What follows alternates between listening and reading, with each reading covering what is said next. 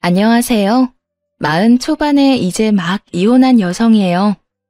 남편 하나 믿고 결혼했는데 남편과 시댁의 말도 안 되는 처사에 결국은 이혼을 선택했죠. 남자놈들은 다 거기서 거기다. 결혼하면 똑같다. 다 좋을 수만은 없다는 주변인의 말들에도 이혼을 선택한 건 정말 생각할수록 어이없는 시댁과 남편의 만행 때문이었네요. 글쎄요. 참고 살았어야 했을까요? 무슨 일이 있었는지 이야기 한번 들어봐 주실래요? 평범한 집안에서 태어나서 그렇게 잘 사는 것은 아니었지만 그렇다고 완전히 없는 집안에서 자란 것도 아니에요. 분명한 건 언제나 핑크빛 미래를 위해 애써왔다고 자신 있게 말할 수 있어요. 그런 노력 덕에 좋은 대학 그리고 좋은 직장에 갈 수 있었고 38, 그러니까 결혼할 때쯤에는 2억 정도를 모을 수 있었네요. 집안 사정 뻔히 알고 있었기 때문에 처음 직장을 가졌을 때부터 스스로 돈을 모아서 결혼하겠다는 생각을 하고 있었어요. 그렇게 3년을 사귀던 사람과 결혼을 하게 됐고요. 결혼식 비용과 집 비용까지 해서 2억이 조금 더 들었네요. 집을 살 때는 남편과 제가 2억씩 가져와서 총 4억으로 집을 구매했고요. 당연히 반반씩 내서 집을 샀으니 집은 공동 명의로 하게 됐죠. 저만의 집은 아니었지만 제 이름으로 된 집이 생겼다는 것만으로 행복하고 뿌듯한 기분이었네요. 지금까지 모아온 모든 돈을 집을 사는데 다 쏟아부었지만 전혀 아깝지 않은 기분이었죠. 하지만 생각과는 다르게 상황이 흘러갔어요. 결혼식 이후 최대한 아끼며 살았던 남편은 결혼 이후 씀씀이가 점점 커지더라고요. 결혼하면서 돈을 많이 썼으니 최대한 아껴서 다시 돈을 모을 생각을 하며 소비를 줄이고 있던 저와는 다르게 말이에요. 요즘 돈 많이 쓰는 거 아니야? 많이 쓰긴. 그냥 당신 덕분에 많이 아끼게 돼서 이제까지 참았던 소비를 좀 하는 것뿐이야. 걱정 마. 그 정도로 생각 없이 쓰진 않아. 호언장담하는 것을 보며 남편이 그간 돈을 많이 모아둬서 여윳돈이 좀 남았나 싶었어요. 게다가 결혼 전에 같이 허리띠를 바짝 졸라맸기 때문에 남편이 저러는 것도 이해는 할 수 있었죠. 무엇보다 한번 그렇게 주의를 주고 난 뒤부터 남편의 소비는 점점 줄기 시작했거든요. 그래서 다행이라고만 생각하고 있었는데 결혼한 지 2년 만에 문제가 발생했어요. 여보, 미안한데 이번 달 생활비는 못 줄 것 같아. 이번만 당신이 좀 어떻게 해주면 안 될까? 내가 해결할 수 있긴 한데 왜 돈이 모자라? 무슨 일 있어? 아무것도 아니야. 무슨 일은. 그냥 돈 쓸 일이 좀 생겨서. 남편을 더 추궁하려 했는데 다음 달 생활비는 제대로 주더군요. 그래서 추궁할 수가 없었어요. 너무 잔소리처럼 느껴질까 걱정도 됐고요. 그런데 얼마 못 가 남편이 다시 그러더군요. 여보, 혹시 이 집, 내 지분 담보로 돈 좀 빌릴 수 있을까? 주택을 담보로? 갑자기 무슨 일인데? 사실은 우리 본가에 돈 쓸 일이 생겨서 돈이 좀 필요하거든. 시댁에 돈이 필요하다니 순간 할 말이 없었어요. 하지만 상식적으로 5천만 원이 넘는 돈이 필요할 이유가 없잖아요. 지금 아프신 것도 아니고 이사를 해야 하는 것도 아니고 아무리 생각해봐도 그 돈이 필요할 일이 딱히 없더라고요. 혹시 무슨 일 때문에 필요한 거야? 어머님, 아버님 갑자기 어디 아프셔? 그런 건 아닌데. 남편이 연신 눈치를 보며 우물쭈물거리더라고요. 사실 우리 결혼한 뒤부터 우리 어머니가 가전이나 가구가 오래됐다고 좀 바꿔달라고 하는 바람에 이것저것 바꿔주느라 돈을 좀 썼어.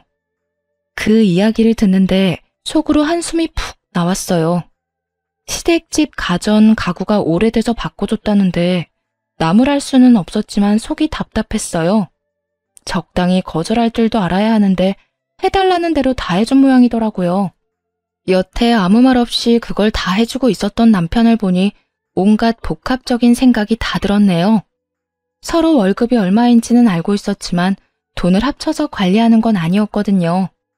생활비 통장이 따로 있었고 거기에 얼마간의 돈을 넣어서 생활비를 해결했고 목돈 준비는 이제 슬슬 준비하려던 상황이었고요. 그러니 남편이 어느 정도로 돈을 쓰고 있었는지는 몰랐죠. 남편에게 물어보니 처음에는 현금이나 일시불을 통해서 충분히 감당됐었다고 하더라고요. 하지만 시간이 지날수록 점점 비싼 물건을 사달라고 해서 결국 할부를 하다가 이제는 감당이 안 되기 시작했다는군요. 사준 목록만 해도 어마어마했어요. 처음에는 전자레인지나 밥솥, 청소기 같은 소형 가전이었는데 시간이 지날수록 TV, 세탁기, 냉장고, 옷장 등 고가의 물건을 원하셨다고요. 게다가 다 멀쩡하게 작동하고 있는 물건들이었죠. 그렇게 오래 쓰지도 않은 가전과 가구들이더라고요. 그걸 지난 1년간 남편 혼자 부담했다고 생각하니 화가 났어요. 시모가 도대체 무슨 생각으로 이제 막 결혼한 아들에게 그런 걸 요구했는지도 이해할 수 없었고요. 하지만 갑자기 5천만 원이 필요한 이유는 따로 있더라고요. 이번에는 집 리모델링을 하고 싶다고 하셔서, 그리고 그 전까지 산 것들 때문에 할부나 카드 빚이 너무 많아. 그것도 갚아야 하고. 그래서 당신이 좀 도와주면 안 될까? 그 이야기를 듣는데 어이가 없어서 말이 안 나오더군요. 갑자기 리모델링이라뇨. 게다가 아들 돈으로요? 아니, 갑자기 무슨 리모델링이야? 어머님 집이 그렇게 낡은 것도 아닌데 이사한 지 5년 정도 되셨잖아. 그런데 갑자기 리모델링? 지금 사는 집 너무 구식이라고 하시네. 이사 온 날부터 바꾸고 싶었는데 금액이 너무 커서 못하셨거든. 그런데 내가 결혼하고 나서 나한테 그걸 부탁하시더라고. 아니, 어머님이 당신한테 돈 맡겨두셨어? 어떻게 이제 막 결혼해서 돈도 없는 아들한테 그렇게 큰 걸 해달라고 하시는 건데. 그러게, 미안해. 당신한테까지 알리고 싶지 않았는데. 리모델링은 아무래도 나 혼자 해결하기 힘들어서. 한숨부터 푹 내쉬었어요. 그리고 남편에게 말했죠. 일단 주택담보대출은 받아도 돼. 그걸로 카드랑 할부부터 갚고 나머지 리모델링 거는 어머님한테 내가 말할게. 이 말에 남편이 눈에 띄게 좋아하더라고요. 한 달에 한 번씩 양가 집에 가서 식사를 하는데 마침 그 주에 시댁을 가는 날이었어요. 주말에 시댁에 가서 맛있게 밥부터 먹고 시모에게 본론을 꺼냈죠. 어머님, 집 리모델링 하려고 생각하신다면서요? 그래, 처음 올 때부터 마음에 들지 않았는데 이번에 완전히 바꾸기로 했다. 그런데 저희가 지금은 돈이 많이 없어요. 그래서 리모델링은 저희가 못 도와드릴 것 같아요. 그리고 이제는 멀쩡한 가구 가전 바꾸려고 이 사람한테 말하지 마세요. 너는 애가 왜 그렇게 생각이 없어? 너 우리 집 꼴을 좀 봐라. 내가 그렇게 눈치를 줬는데도 알아채지도 못했잖니. 우리 집이 어렵게 사는 거 보면 도와줘야 하는 게 당연한 거 아니냐? 어떻게 니들끼리만 잘 살려고 하니? 어머님, 저희끼리 잘 살고 싶어도 지금 이 사람 어머님 과한 요구 때문에 하나도 못 모으고 쓰기만 하잖아요. 그런데도 저희가 잘 살고 있는 거예요? 카드 빚에 허덕이는데. 뭐? 너 설마 우리 아들이 돈 다 내도록 만든 거야? 저도 얼마 전에야 알았어요. 이 사람이 여태껏 저한테 말도 안 해줬으니까요. 아이고, 넌 도대체 시집 와서 도움되는 게 뭐야? 시댁이 이렇게 힘들어도 도와줄 생각도 안 하고 우리 아들한테 돈이나 쓰게 만들고. 마치 제가 돈을 냈어야 한다는 식으로 이야기를 하는 시모를 보며 어이없었어요. 게다가 이렇게 짜증내며 소리치는 것도 이해가 안 갔죠. 그리고 남편이 저한테 아무 말도 안 하는데 무슨 수로 이런 일을 알 수 있었겠어요? 시모가 직접 말해준 것도 아닌데 말이죠. 제가 몰랐는데 그걸 어떻게 막았겠어요? 만약에 알았다 하더라도 저는 절대로 이 리모델링 허락 안 해줬을 거예요. 그러니까 리모델링은 포기하세요. 차라리 나중에 이사하게 되시면 그때 리모델링 된 집으로 가시든가요. 강경하게 말하자 시모가 더 짜증을 냈어요. 네가 안 해준다고 해서 우리가 안 해야 하니? 내 아들은 네 남편이기도 하지만 내 자식이기도 해. 내 자식이 나한테 해준다는데 왜 네가 그걸 말린다고 난리야? 이 사람 지금도 카드빚 어마어마해요. 그리고 그 이유는 전부 어머님 때문이고요. 아니 그러니까 왜 우리 아들이 그걸 다 떠안는 건데? 너 말해봐라. 왜 네가 돈을 다 내는 거야? 엄마, 내가 엄마 아들이잖아요. 내가 아들인데 왜 그걸 남한테 떠넘겨요? 엄마, 그렇게나 파렴치한 사람 만들지 말아요. 그렇다고 내가 안 해준 것도 아니잖아요. 남편이 시모에게 그렇게 이야기하자 시모는 어이가 없다는 듯 저와 남편을 번갈아가며 보더군요. 네가 이렇게 다 부담할 줄 알았으면 난 너한테 그런 거 해달라고 안 했을 거다. 너도 착해 빠져서 큰일이야. 이러다 며느리 치마폭에 쌓여서 굴러다닐까봐 걱정이네. 시모는 그렇게 막말을 하고는 홀라당 가게 밖으로 나가버리더라고요. 결국 그 뒤로 시모는 리모델링 이야기는 다시 꺼내지 않았고요. 다만 그 다음부터 저를 볼 때마다 못 잡아먹어 안달이 났을 뿐이죠. 남편이 제 편을 든 것이 그렇게 마음에 안 들었는지 잔소리 폭격이 시작됐거든요. 화장이 이게 뭐냐, 하고 다니는 꼴은 왜 그러냐 등이었죠. 결혼 전에는 한마디도 안 했으면서 말이에요. 그렇게 한번 부딪히고 나니 하나부터 열까지 제가 하는 모든 것들이 눈꼴 시리고 짜증난 모양이더라고요. 시모가 왜 저러는지 화는 났지만 그보다도 남편이 한 말에 감동을 받았어요. 자기 부모를 자기가 책임지려는 그 모습의 말이에요. 뭉클한 기분이 들면서 결혼하기 잘했다는 생각이 들었네요.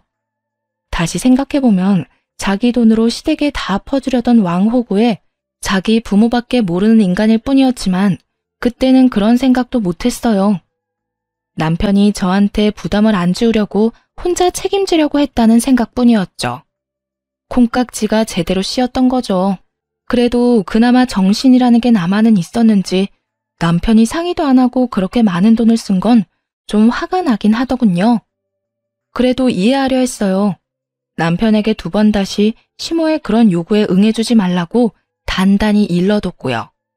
그래서 앞으로는 그런 일이 벌어지지 않을 거라고 내심 안일하게 생각했던 것 같아요. 그렇게 평화로운 시간이 흐르는 듯 했어요. 그런데 그런 평화는 얼마 가지 못했네요. 이번에는 이상한 요구를 저한테 하기 시작했거든요. 그날은 시모가 저희 집에 오는 날이었어요. 명절을 맞아 시부모가 식사도 함께하고 머물 겸 온 거였죠. 딱 필요한 가구와 가전만 들어와 있었던 상태라서 아직은 휑하고 삭막했던 상태일 때였어요. 너희 집 생각보다 괜찮구나. 이렇게 보니까 똑같은 평수라도 좀 더 커 보이고 인테리어도 잘 해놔서 따로 할 필요도 없겠고.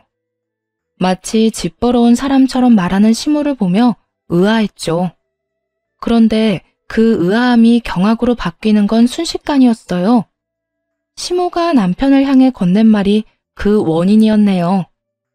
이 집, 우리 집이랑 바꾸지 않을래? 아무리 봐도 이 집이 나하고 더 잘 맞는 것 같은데 우리 집이나 너희 집이나 가격은 비슷하니까 차액은 내가 메워줄게. 어때, 아들? 귀를 의심할 정도의 발언이었어요. 신혼집은 남편과 저 공동명의였잖아요. 그러면 저한테도 물어봐야 하는데 시모는 마치 남편에게 모든 결정권이 있다는 듯 남편에게만 물어보더군요. 그에 화가 나서 시모에게 말했어요. 어머님, 저희 이 집에 들어온 지 이제 3년 정도예요. 게다가 이 집, 남편이랑 제 회사 거리까지 계산하고 결정한 집이고요. 인테리어며 장식이며 제가 다 했는데 안 돼요. 저는 그렇게는 못해요. 뭐가 문제야? 우리 집이랑 바꾼 다음에 그 집을 네 마음에 들게 네가 다시 꾸미면 되는 일 아니냐? 그게 그렇게 힘들 일이니? 하긴 시어머니를 길가에 돌멩이 취급하는 며느리니 내가 무슨 말을 해도 해주기 싫겠지. 무슨 말씀을 그렇게 하세요? 제가 언제 어머님을 그렇게 취급했다고 그러세요? 그리고 잘 살고 있는 아들 내외 쫓아내고 그 집에서 살고 싶다고 하는 게 시어머니가 하실 말씀이긴 해요? 내가 왜? 내가 너한테 못할 말이 어디 있어? 솔직히 내가 왜 너한테까지 허락을 구해야 하는지 모르겠다. 내가 너한테 물었니? 내 아들한테 물었지. 언쟁이 강해지고 목소리가 커지기 시작하자 남편이 저와 시모 사이를 중재하며 나섰어요. 엄마, 여보, 두 사람 다 그만해요. 엄마는 나랑 같이 나가서 이야기하고 당신은 집에서 쉬고 있어. 내가 이야기하고 올 테니까. 야, 넌 저번부터 왜 마누라한테 아무 소리도 못해? 내가 과한 걸 요구하는 것도 아니잖아. 시집 오면서 도움되는 거 하나도 없는 네 아내, 뭐가 좋다고 끝까지 감싸고 돌아? 시모는 마지막까지 발악을 하며 남편에게 끌려 밖으로 나갔어요. 솔직히 시모의 이런 모습이 적지 않게 피곤했죠. 도대체 무슨 생각으로 잘 사는 아들 부부 집을 뺏으려고 하나 싶었거든요. 그래도 남편이 어련히 잘 알아서 하겠지 하며 한시름 놓고 있었는데 남편이 집에 돌아와 하는 말이 더 열받았네요. 여보, 내가 엄마랑 이야기해봤는데 우리 집 엄마네 집이랑 바꾸는 건 어때? 사실 엄마네 집도 이사한 지 그렇게 오래된 것도 아니고 집 자체는 그리 나쁘지 않으니까. 그리고 부모님이잖아. 우리가 양보하자, 응? 시모가 대체 어떤 말로 구슬렸는지 남편은 나갈 때와는 정반대로 시모의 편이 되어 있더군요. 당신 시댁에서 당신 회사가 얼마나 오래 걸리는지 알고도 지금 그런 말 하는 거야? 완전 정반대라고, 정반대. 게다가 이 집은 내가 손수 꾸몄잖아. 이거 인테리어 하느라 내가 얼마나 고생했는지 봤으면서 지금 그런 말을 하는 거야? 난 싫어. 절대로 싫다고. 아무리 생각해도 그때 리모델링을 거절한 것이 원인 같더라고요. 그거 말고는 이렇게 아나무인으로 구는 이유가 없잖아요. 하고 싶었던 리모델링을 못하게 돼서 불만이 있다며 시위하는 거로만 보였어요. 딱 봐도 그에 대한 앙심으로 지금 이런 짓을 저지르는 거였죠. 게다가 시모도 시모였지만 남편도 너무하잖아요. 어떻게 그렇게 시모한테 휘둘릴 수가 있나요?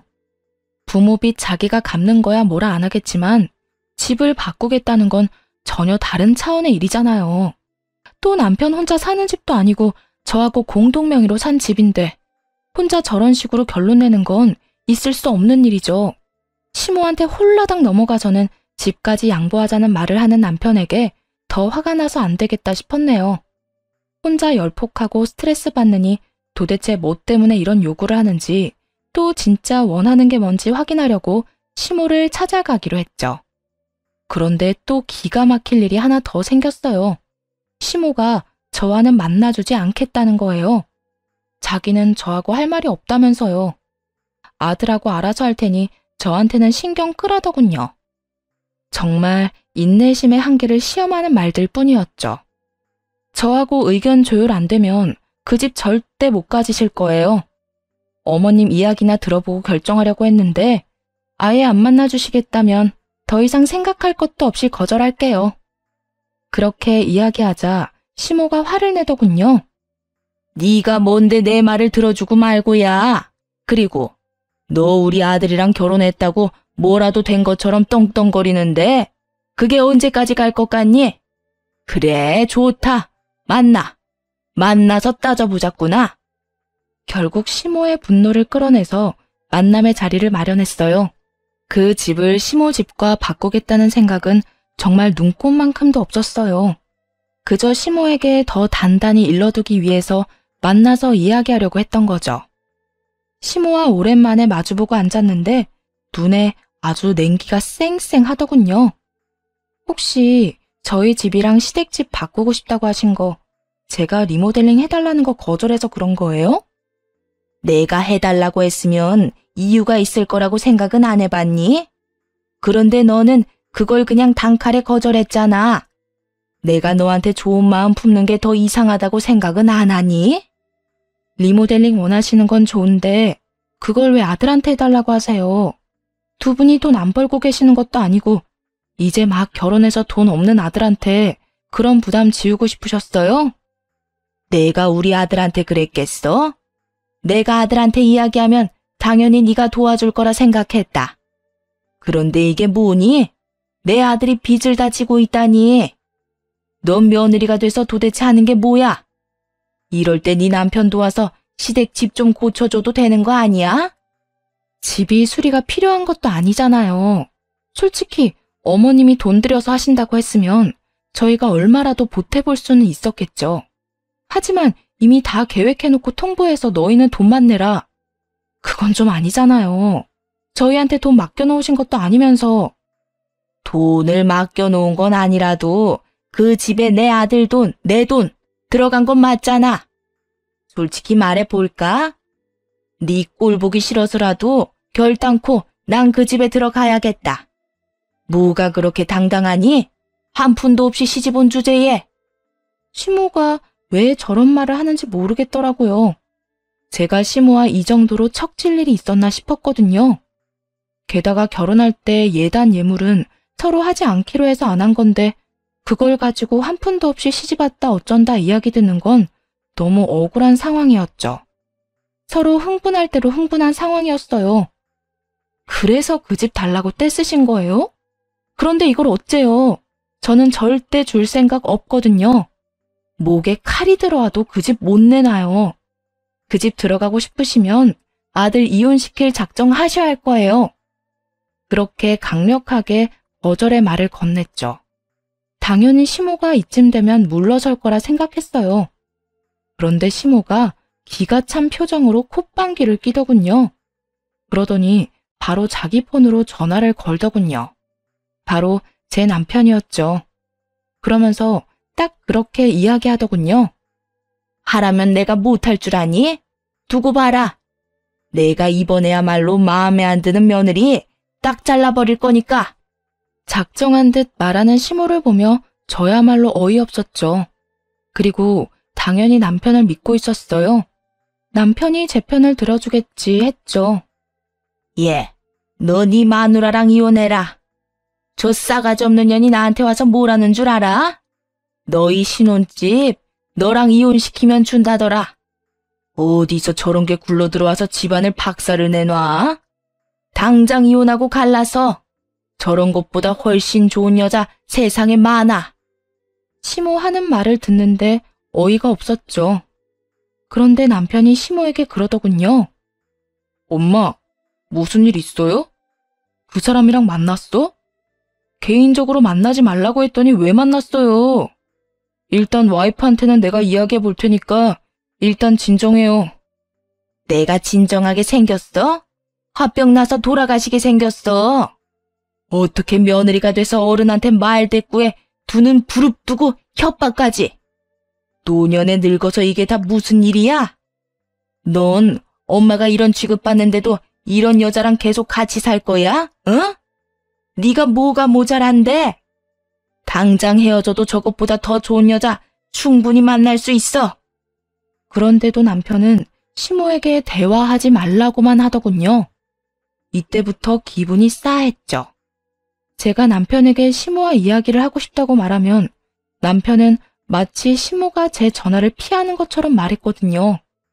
그런데 지금 시모가 하는 말을 듣고 나니 시모가 저를 피한 게 아니라 남편이 저와 시모의 대화를 피하도록 만들었다는 게 느껴졌죠. 뭐가 있구나 싶어서 그날 저녁 남편과 대화를 했어요. 그런데 말을 꺼내기도 전에 남편이 먼저 그러더군요. 여보, 우리 엄마랑 제발 부딪히지 마. 내가 저번에도 말했잖아. 그냥 우리가 양보하자고. 어차피 돈도 그렇게 차이 안 나고 차익도 준다는데 뭐가 문젠데. 솔직히 부모님한테 그 정도도 못 해줘? 그럼 당신은 그 집을 왜 어머님한테 줘야 한다고 생각하는데? 당신 회사랑도 멀어. 지역이 좋은 것도 아니고. 집값도 올라가기는커녕 계속 떨어질 것처럼 보이는 그 집이 뭐가 좋다고 바꿔 살자는 건데? 어차피 바꾼다 한들 부모님 돌아가시면 우리 거잖아. 그냥 그렇게 생각하면 되는 일이잖아. 그리고 넌 어떻게 사람이 배려심이 없어? 내가 이렇게까지 져주면서 들어가면 생각이라도 해줘야지. 우리 엄마 찾아가서 그렇게 화낼 일이었어? 내가 어이가 없으니까 하는 말이잖아. 그리고 그 집 준다고 해서 증여가 우리한테 될 거라는 보장은 어디 있는데? 게다가 지금 우리 신혼집 하나부터 열까지 내가 가꾼 집이야. 이미 정이 가득 들었다고. 넌 지금 어머님 편만 들고 있잖아. 엄마 편을 드는 게 아니라 우리가 져주는 게 맞다는 이야기를 하는 거야. 어른한테 왜 이겨먹으려고 하는데? 살 만큼 산 노인들이야. 그런 어른들 원하는 거 하나 해주는 게 그렇게 힘들어? 힘들어, 짜증나고. 뭐가 됐든 난 이 집 바꿔주기 싫다고. 어른들 원하는 대로 해줄 거면 우리 엄마가 이 집 원해도 당신은 주자고 말할 수 있어? 네가 뭐든 너희 부모님한테 해주고 싶은 마음은 알겠는데 온전히 네 거일 때만 그렇게 해. 반반 부담해서 산 집으로 당신 부모님한테 효도할 생각 하지 말고. 넌 무슨 말을 그런 식으로 해? 나라고 마냥 좋아서 이러는 줄 알아? 엄마 저렇게 화내면 일단 좀 안정시켜 놓고. 안정을 시켜? 너랑 나랑 이혼하라고 말하는데? 됐어. 다 됐으니까 너도 이 집 당신 어머니한테 주고 싶은 생각이면 이혼하자. 이혼하고 이 집 팔아서 반반 나눠 가지면 되지? 아니면 너희 부모님이 이 집 갖고 나한테 2억 주던가. 그러면 계산이라도 깔끔하겠지. 무슨 허튼 소리야. 이혼은 무슨 이혼? 이혼은 절대 안 해. 집 바꾸면 당신은 다시 꾸미면 되잖아. 당신 그런 거 좋아하기도 하고. 그냥 그렇게 쓰자, 응? 어머니한테 리모델링 겸 예쁘게 꾸며서 선물해줬다 치고. 정신이 나갔는지 저딴 소리를 하는 남편을 보며 눈을 꾹 감았어요. 저놈한테 내 미래를 맡기는 게 현명한 선택인가, 이대로 휩쓸려 가는 게 맞는가 한참을 생각해봤는데 아무리 생각해도 이건 아니었죠.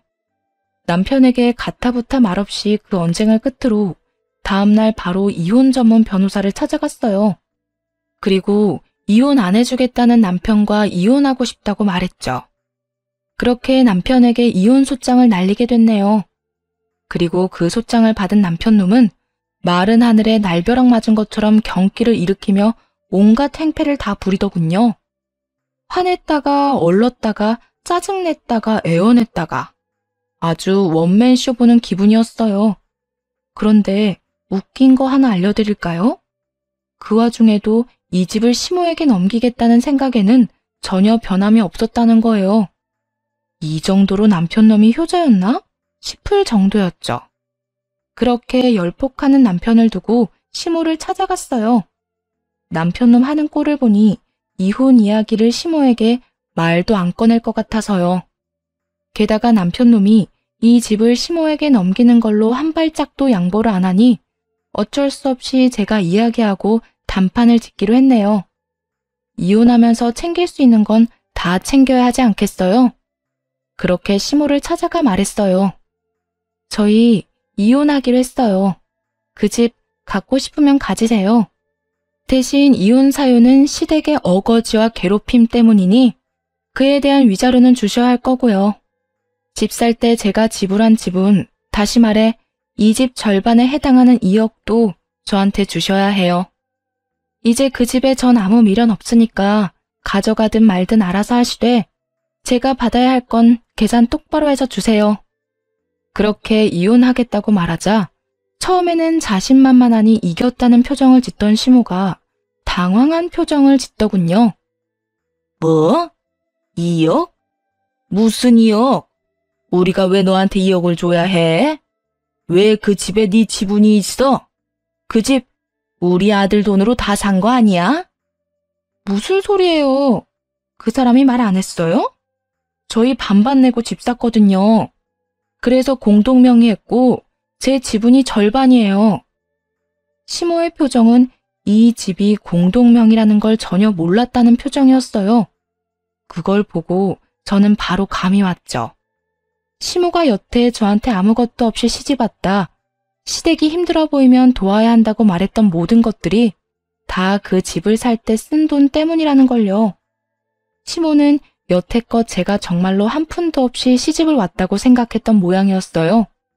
그러니 남편을 통해 저한테 압박하듯 가전 가구 바꾸고 리모델링 비용까지 요구했던 거겠죠. 그리고 남편이 그걸 다 부담한 걸 듣고는 열이 받은 거고요. 제가 집을 해오지 않았으니 그 정도는 해줘야 한다고 생각하고 생떼를 쓴 모양인데 그걸 남편이 다 지불했다고 하니 당황했겠죠.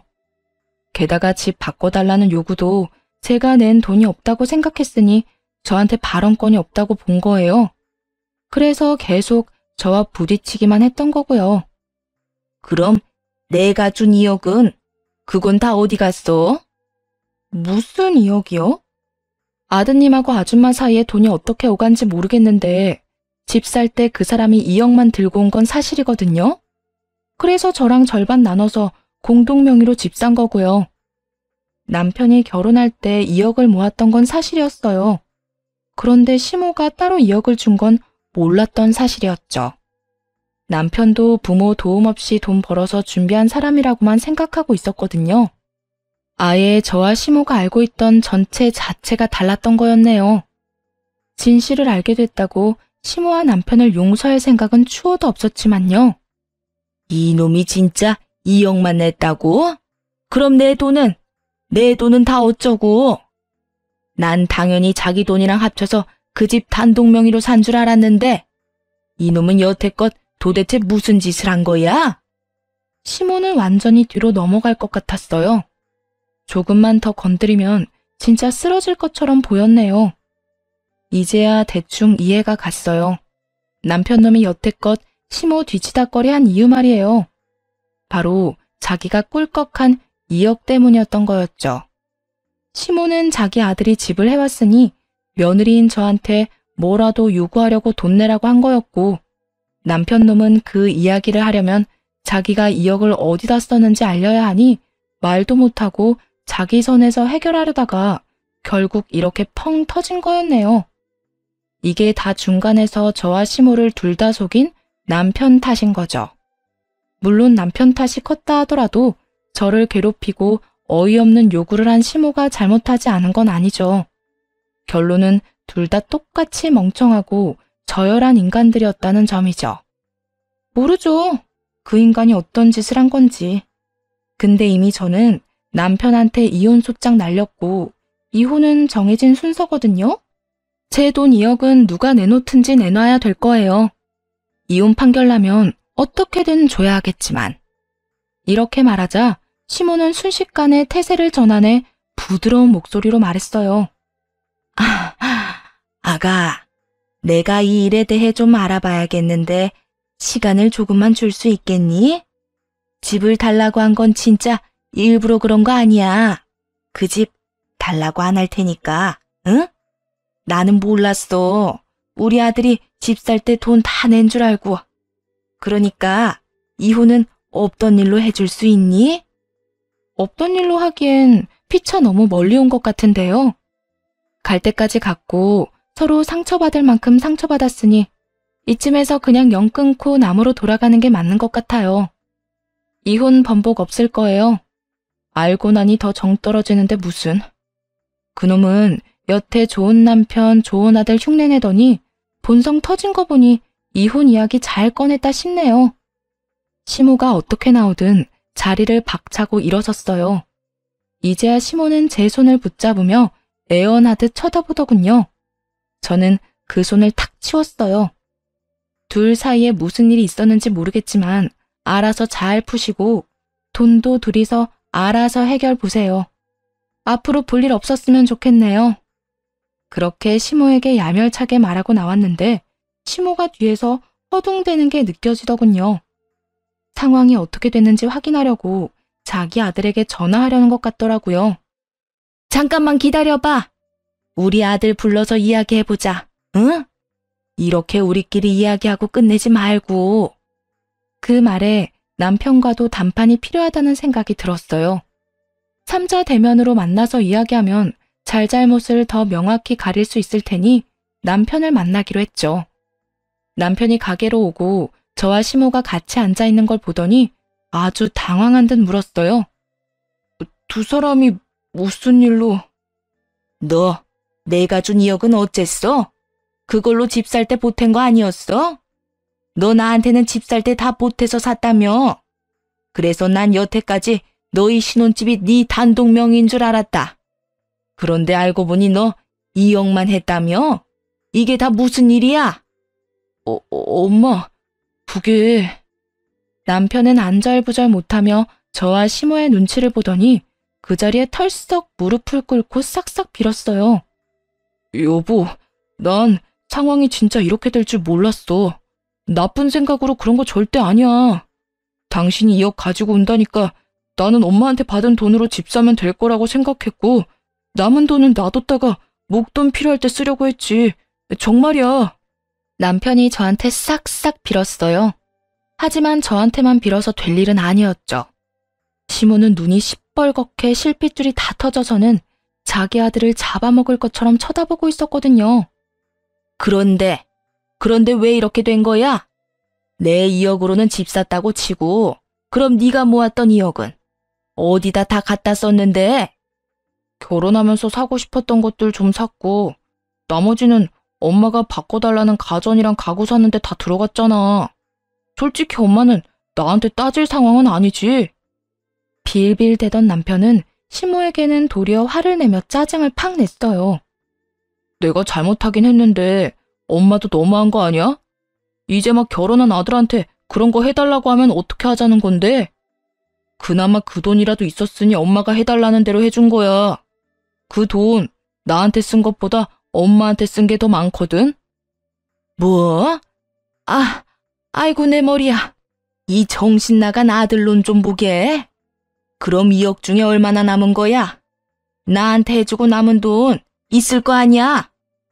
내가 차랑 시계랑 또 바꿔야 하는 것들 사느라 한 7천만 원 정도 쓰고 엄마가 해달라는 거 다 해주다 보니 1억 넘게 들었고. 아니, 내가 뭘 그렇게 해달라고 했다고? 내가 1억이나 썼다는 말이야? 엄마, 무조건 최고급으로 해달라면서. 침대, 소파, 옷장에 싱크대까지 싹 다 바꿨잖아. 게다가 그뿐인 줄 알아? TV부터 세탁기, 건조대, 냉장고 안 바꾼 게 없어. 그거 하나당 얼만지 알고는 있어? 엄마가 지금 쓰고 있는 4인용 소파만 해도 500만 원이 넘어. 엄마가 해달라는 거 해주는데 돈이 엄청 많이 들었거든? 남편 말을 들으니 참 어이가 없었죠. 아무리 그 돈이 시모 돈이라고 해도 시모가 해달라는 대로 다 최고급으로 사주면 나만 하질 않잖아요. 게다가 한두 개 바꾼 것도 아니고 세간살이를 거의 다 고급품으로 바꿨으니 1억이 나올 만도 하죠.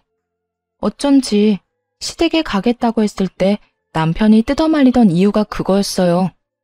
아마 시모가 아들이 사줬다는 말을 할까봐 걱정한 거죠.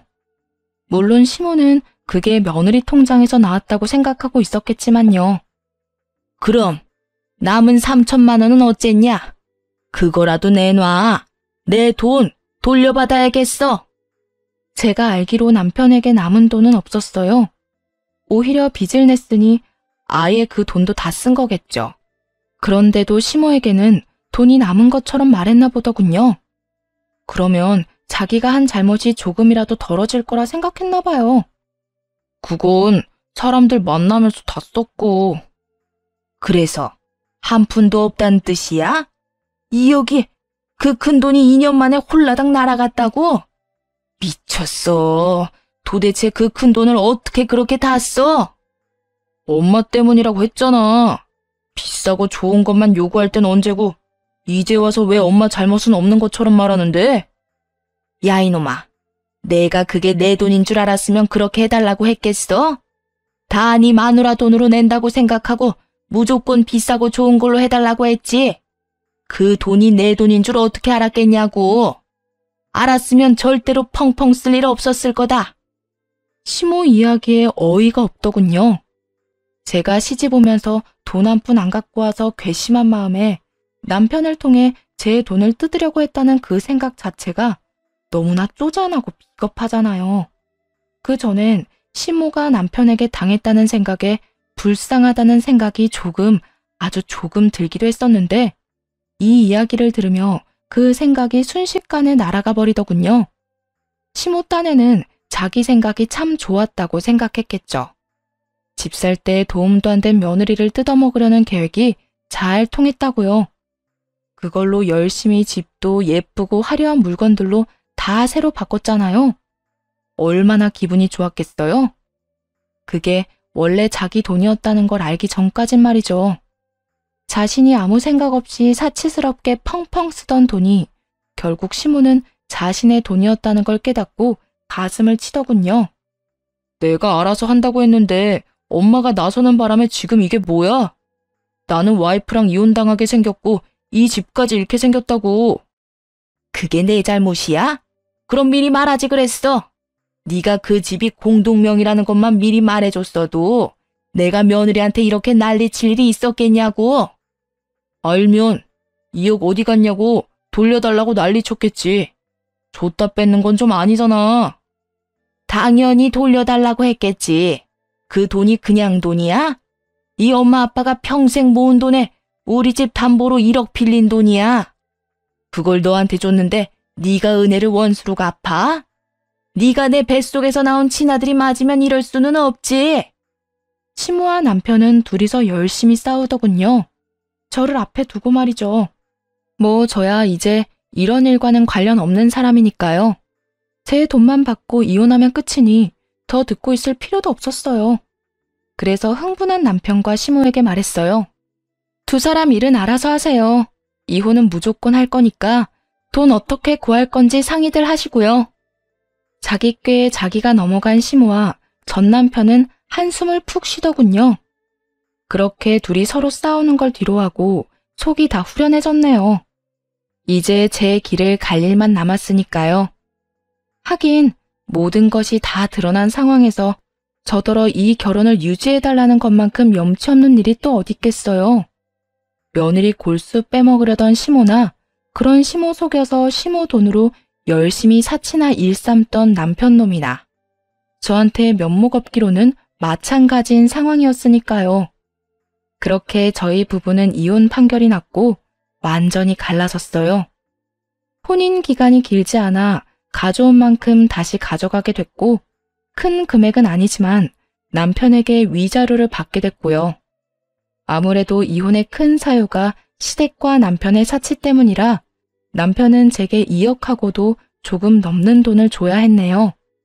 그래서 그 신혼집은 이혼하면서 결국 팔 수밖에 없었죠. 남편이 자기 이름으로 대출받은 5천만 원은 집을 팔면서 은행에 자동으로 상환됐으니 전 남편에게 남은 돈은 1억 정도뿐이었겠네요. 그마저도 시모가 자기 돈 2억 갚으라며 닥달하는 바람에 결국 그 1억마저도 다 뺏겨버렸다고 하더라고요. 그렇게 빈털터리가 된 전 남편은 갈 곳이 없으니 결국 시댁으로 들어갔다고 들었어요. 전 시모가 자기 아들 볼 때마다 욕을 하며 돈을 달라고 빚쟁이처럼 굴어대니 사람이 아주 진이 다 빨렸는지 늙어가고 있더라고요. 시모는 아들놈에게 받은 돈 1억으로 시댁집을 담보로 빌린 빚부터 갚았다고 해요. 그걸 갚아야 이자가 안 나가니까 그렇게 했겠죠. 그걸 갚고 나니 나머지 1억 생각이 안 날 수가 없었겠죠. 집에 있는 아들놈한테 아주 닥달을 했나 보더라고요. 전 남편 친구 와이프한테 사정을 들었는데 참 딱하더군요. 전 남편이 쉬는 날 또는 저녁 시간에 일하고 집에 돌아와서 쉬려고만 하면 아주 득달같이 달려와서 쓴소리를 했답니다. 지금 쉴 틈이 어딨냐고 당장 가서 일이라도 해서 내 돈 1억 갚을 생각이나 하라고요. 배달이든 택배든 뭘 해서라도 갚으라고 아주 난리도 아니었대요. 결국 전 남편 놈은 그런 자기 엄마 등살을 이기지 못해 시댁에서 나와서 월세방을 빌려서 살고 있다고 하더군요. 전 남편 놈이 결혼 후 1, 2년 동안 씀씀이가 엄청 커졌었잖아요. 차도 좋은 거, 시계도 비싼 거, 정장이나 구두 같은 것도 비싼 걸로만 사서 쓰면서 이제는 중저가 브랜드는 눈에 차지도 않은 모양이더라고요. 뭐 씀씀이가 커지면 다시 돌아가는 게 거의 불가능하긴 하죠. 사람이 가지고 있던 그 과시욕과 자존심이 그걸 방해하니까요.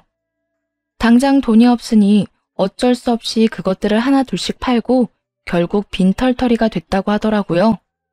하기야 그걸 팔아도 비싼 거 처먹고 비싼 돈 들어가는 취미 활동을 하니 당연히 돈이 술술 빠져나갈 수밖에요. 돈을 아끼고 예전처럼 돌아갔다면 건실한 생활을 할 수도 있었을 텐데 그 사람에게 그런 생각 따위는 추호도 없었던 모양이에요. 어때요? 이 정도면 제가 이혼할 만한 충분한 사유가 됐나요? 사람이 항상 똑같을 수는 없겠지만 저렇게 타락해버리면 다시 돌아오는 게 힘들다는 걸 알았네요. 전 남편은 시모에게 받은 돈을 숨겨두고 혼자 흥청망청 쓰며 시모와 저를 기만했죠. 전 시모는 며느리 돈이라고 생각해서 흥청망청 사치부리다가 결국 자기 돈은 모두 잃고 억울한 마음으로 아들을 욕하고 원망하며 살게 됐죠. 이런 사람들과 함께 살아갈 수 있었겠어요? 이런 사실을 모두 알고도 이들을 용서하고 함께 할 수 있으면 그게 천사도 아니고 호구일 뿐이죠. 게다가 이혼 후에 그 행보를 좀 보세요.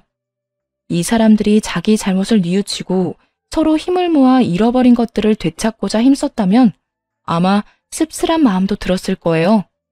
변할 수 있는 사람들을 놓쳤다고 생각하면서요.